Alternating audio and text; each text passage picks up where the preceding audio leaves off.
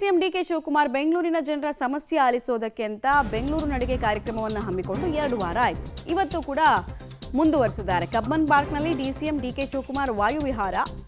DK Shivakumar Bengaluru ನಡಿಗೆ ಕಾರ್ಯಕ್ರಮ ಇವತ್ತು ಕಬ್ಬನ್ ಪಾರ್ಕಲ್ಲಿ ಆಗ್ತಾ ಇದೆ. ಪಾರ್ಕ್ನಲ್ಲಿ ಸಾರ್ವಜನಿಕರ ಸಮಸ್ಯೆಯನ್ನ ಡಿಕೆಶಿ ಆಲಿಸ್ತಾ ಇದ್ದಾರೆ. ಇದು ಕೇವಲ ಸಮಸ್ಯೆ ಆಲಿಸ್ಬಿಟ್ಟು ಹೋಗೋ ಪ್ರೋಗ್ರಾಮ್ ಆಗ್ತಿದೆಯಾ ಅಂತ ಅನಿಸುತ್ತೆ. ಡಿಸಿಎಂಗೆ ಶಾಸಕ ರಿಜ್ವಾನ್ ಅರ್ಷದ್ ಹ್ಯಾರಿಸ್ ಸಾಥ್ ಕೊಟ್ಟಿದ್ದಾರೆ. ಶಾಂತಿನಗರದ ಶಾಸಕರು ಒಬ್ಬರು, ಇನ್ನೊಬ್ಬರು ಶಿವಾಜಿನಗರದ ಶಾಸಕರು. ಕೇಂದ್ರ ನಗರ ಪಾಲಿಕೆ ಅಧಿಕಾರಿಗಳು ಸಾರ್ವಜನಿಕರಿಗೆ ಖಾತಾ ಬಗ್ಗೆ ಡಿಸಿಎಂ ಕೆಲ ಮಾಹಿತಿಗಳನ್ನು ಕೊಟ್ಟಿದ್ದಾರೆ. ಇದೇ ವೇಳೆ HD ಕುಮಾರಸ್ವಾಮಿ ಅವರು ಹೇಳಿದ್ರಲ್ಲ, ಇನ್ನು 2 ವರ್ಷ ಖಾತೆ ಗೀತೆ ಮಾಡ್ಸಕ್ಕೆ ಹೋಗಬೇಡಿ, ಇವರೆಲ್ಲ ಲೂಟಿ ಹೊಡೆಯೋದಕ್ಕೆ ಒಂದು ಸ್ಕೀಮ್ ತಂದಿದ್ದಾರೆ, ನಮ್ಮ ಸರ್ಕಾರ ಬರುತ್ತೆ ಅಂತೆಲ್ಲ ಹೇಳಿದ್ರಲ್ಲ, ಎಲ್ಲ ವಿಚಾರಗಳು ಈಗ ಡಿಸಿಎಂ ಕೂಡ ಮಾತನಾಡಿದ್ದಾರೆ.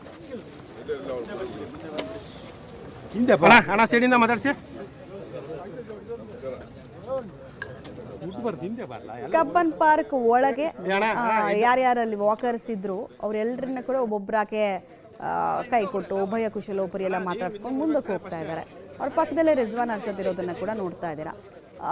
ಈ ಬೆಂಗಳೂರು ನಡಿಗೆ ಕಾರ್ಯಕ್ರಮದ ಉದ್ದೇಶ ಏನು ಅಂದರೆ, ಬೆಂಗಳೂರಿನ ಸಮಸ್ಯೆಗಳನ್ನು ಆಲಿಸಿ ಸ್ಪಾಟ್ನಲ್ಲಿ ಒಂದು ಪರಿಹಾರ ಕೊಡೋದು. ಅಂದರೆ ನಾವೇ ಆಡಳಿತ ಯಂತ್ರವೇ ನಿಮ್ಮ ಮನೆ ಬಾಗಿಲಿಗೆ ಬರ್ತಾ ಇದೆ, ನೀವಿದ್ದ ಜಾಗಕ್ಕೆ ಬರ್ತಿದೆ ಅನ್ನೋದು ಒಂದು ಮೆಸೇಜ್ ಕೊಡಬೇಕು ಅಂತ. ಇನಿಷಿಯೇಟಿವ್ ಯಾವಾಗಲೂ ಚೆನ್ನಾಗೇ ಇರುತ್ತೆ, ಅದ್ಭುತವಾಗಿರುತ್ತೆ, ಬಟ್ ಇಂಪ್ಲಿಮೆಂಟೇಷನ್ಸೇ ಝೀರೋ ಇರುತ್ತೆ.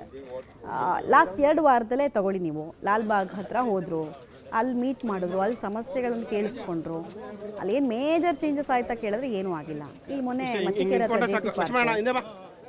ದೊಡ್ಡ ಚೇಂಜಸ್ ಏನೂ ಆಗಿಲ್ಲ, ಬಟ್ ಅವರಿಗೆ ಒಂದು ಇಮೇಜ್ ಅಂತೂ ಬಿಲ್ಡ್ ಆಗ್ತಿದೆ ಅಷ್ಟೇ.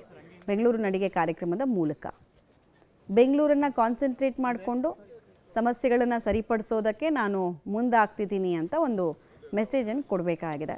ಸ್ಥಳೀಯ ಶಾಸಕರು ಕೂಡ ಭಾಗವಹಿಸಬಹುದು, ಸರ್ಕಾರಿ ಕಾರ್ಯಕ್ರಮ ಆಗಿರೋದ್ರಿಂದ ಅವರು ಕೂಡ ಭಾಗವಹಿಸಬಹುದು. ಸೊ ಭಾಗವಹಿಸಿದ್ದಾರೆ.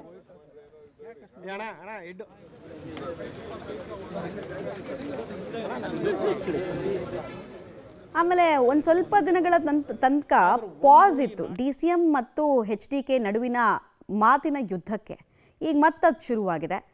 ಏಕವಚನದ ತನಕ ಅದು ಹೋಗಿದೆ. ಏನಾಯ್ತೇನೆ ಡೀಟೇಲ್ಸ್ ನೋಡೋಣ ಬನ್ನಿ.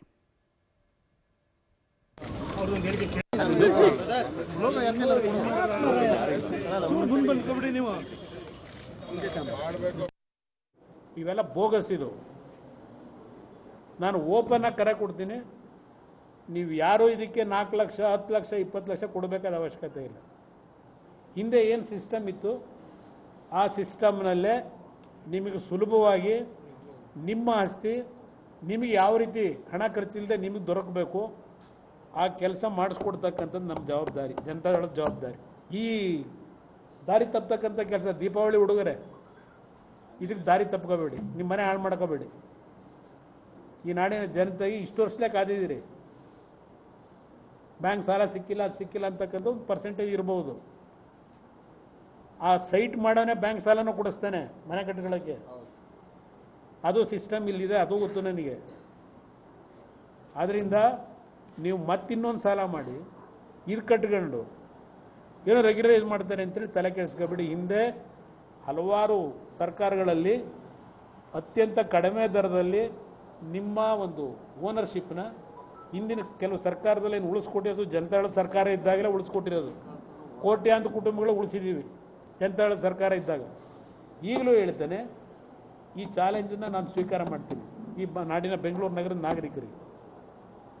ಇವತ್ತೇನೋ ಇದ್ರ ಜೊತೆಗೆ ಈಗ ಅದೆಂಥದ್ದು ತಾಲೂಕು ಲೆವೆಲಲ್ಲೂ ಮಾಡ್ತಾರಂತೆ, ಅಲ್ಲೇನೋ 1200 ಕೋಟಿ ಎಕ್ಸ್ಪೆಕ್ಟ್ ಮಾಡ್ತಾವ್ರಂತೆ ಸರ್ಕಾರದ ಖಜಾನೆ ತುಂಬಿಸ್ಕೊಳ್ಳೋಕ್ಕೆ.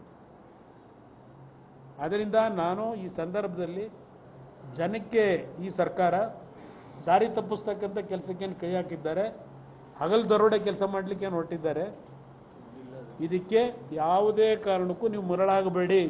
ಇದು ಭಾಳ ಸ್ಪಷ್ಟವಾಗಿ ಹೇಳ್ತೇನೆ, ನಿಮ್ಮನ್ನು ಉಳಿಸ್ತಕ್ಕಂಥ ಜವಾಬ್ದಾರಿ ನಮ್ಮದು. ಆದರೆ ಒಂದು ಈ ನಾಡಿನ ಜನತೆಗೆ ನಾನು ಹೇಳ್ತೇನೆ, ನೀವಿನ್ನು 2 ವರ್ಷ ವೆಯ್ಟ್ ಮಾಡಿ. ಈ ಸರ್ಕಾರದ ಅವಧಿ ಇದೆ, ಯಾರು ದುಡ್ಡು ಕಟ್ಟ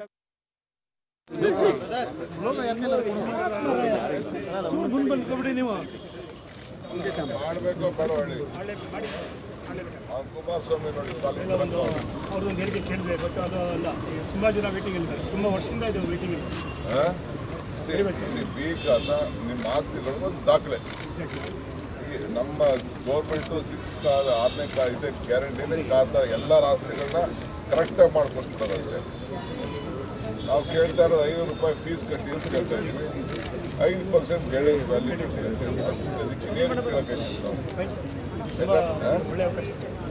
ಥ್ಯಾಂಕ್ ಯು. ನಿಮ್ಮಂತ ಎಜುಕೇಟೆಡ್ ಅದ್ರ ಬಗ್ಗೆ ಹೋಗ್ತಾ ಇದ್ದೀರಲ್ಲ. ಸೊ ಒಂದು ಕಡೆಗೆ ಖಾತೆ ಮಾಡಿಸ್ಕೊಡೋ ವಿಚಾರದಲ್ಲೂ ಕೂಡ ಸರ್ಕಾರದ ನಿರ್ಧಾರಗಳಿಗೆ ಆಕ್ಷೇಪವನ್ನು ಎತ್ತಿರುವಂತಹ HD ಕುಮಾರಸ್ವಾಮಿ ಅವರ ಮಾತುಗಳು DCMರನ್ನ ಡಿಸ್ಟರ್ಬ್ ಮಾಡಿದಾಗ ಕಾಣಿಸ್ತಾ ಇದೆ. ಹೀಗಾಗಿ ಬೆಳಗ್ಗೆ ವಾಕಿಂಗ್ ಮಾಡೋ ಸಂದರ್ಭದಲ್ಲೂ ಕೂಡ ಆ ವಿಚಾರಗಳನ್ನು ಪ್ರಸ್ತಾಪ ಮಾಡಿದ್ದಾರೆ.